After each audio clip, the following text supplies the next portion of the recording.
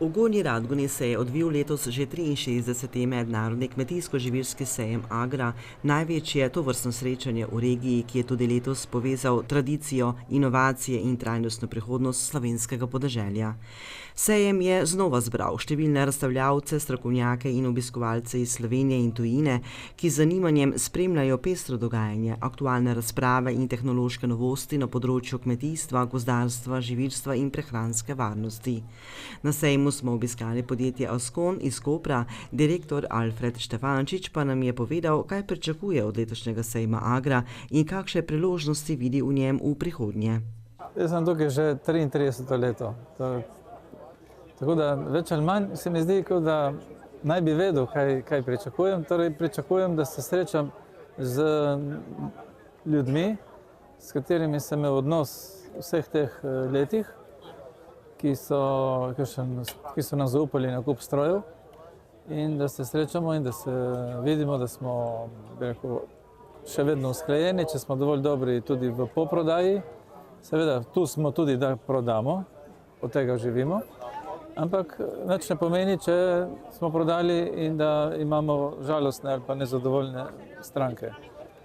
In ker sem vesel, ugotavljam, da praviloma so ljudje zadovoljni, kljub tehnologiji, ki je danes vse bolj zahtevna za vzdrževanje. Danes, če sem enkrat prodajal samo traktorje Goldoni, zdaj ni več tako. Zdaj tudi traktorji Goldoni so tehnološko že podprti z računalniki. Da ne govorimo o Landiniju, ki pa je v sami svetovni špici in je zelo moderen, zelo sodoben. Vendar brez teh diagnostičnih aparatov in brez strokovno usposobljenih serviserjev ta podpora ni dovolj dobra. Kakšenkrat nas dopokliče, ko je zelo majhna zadevca, se smejemo, je banalna, ampak jo je treba znati odgovoriti na telefon. Skratka, tukaj smo zato, da se pokažemo, da mislimo resno in mislimo resno. Moja ekipa je se pojačala in tudi program smo pojačali. Kako pomemben je sejem Agra za kmetijstvo v Sloveniji in pomurski regiji, Štefančič nadaljuje. Jaz ne razumem tistih mojih kolegov, ko so v času korone niso prišli na sejem. Ta sejem je absolutno zelo važen. To je važen sejem. Mogoče izgledam kot Primorc malo drugače, ker pač se preselim 7 dni tukaj in potem živim v tem okolju, ki ponavadi ni časah prihaja tako pogosto. Ampak v tem sejmu ni samo vzhodna Slovenija, pridejo iz Goriških Brd, Primorske, zdaj so bili iz Domžal, Kranj. To je pravi sejem, ki ima ogromno tradicijo, s vsem spoštovanjem do vseh ostalih. Za mene je to sejem, ki v Sloveniji je in bo referenca.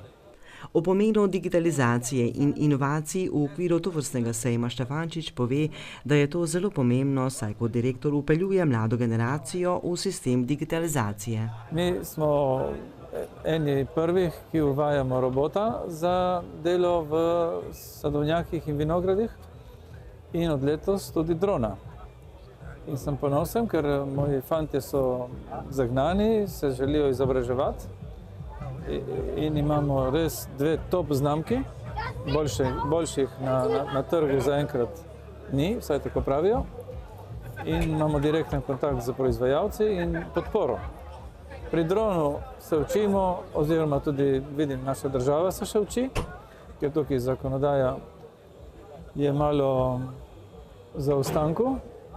To ni helikopter, to nič ne onesnažuje na široko, to je izredno točkovno, gre tam, kamor treba. Zato te omejitve bi treba revidirati, ker to je zelo, zelo v redu. Tudi manj prevrnjenih traktorjev bo bilo, če bomo šli z dronom na kakšno nedostopno točko.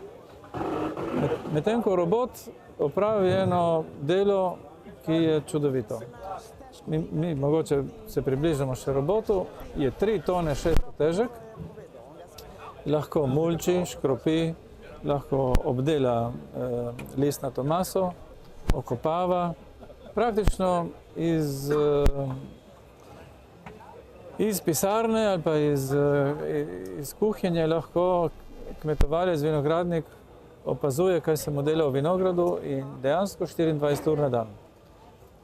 Zakaj? Zato, ker je hibrid, ima dizel motor, ki poganja elektromotorje in ti elektromotorji delajo potem, poganjajo gosenice, poganjajo vse stroje, vsi stroji so na elektriko, niso na kardan. Evolucija tukaj ima še dosti za narediti. Varnost je važna tukaj, ker če spustiš stroj sam v delovišče, je riziko, da se kaj zgodi.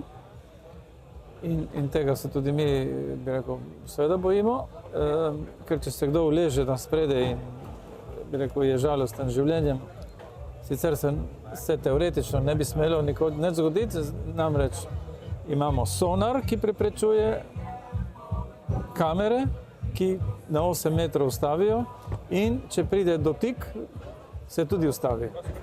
Ampak bi rekel, nekako smo navajeni, če si v stroju, reagiraš, ne? Če pa si doma v kuhinji in tisto dela, ne reagiraš. V tem pogledu skoraj bi bil še malo previden, da damo kakšno tablo več ali pa ogradimo vinograd in da malo, bi rekel, se moralno zavarujemo, ne?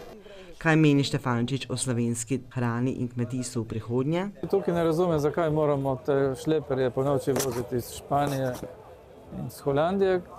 Verjetno moramo, ker če nismo dovolj organizirani tukaj, samo vsaj mi, ki, bi rekel, smo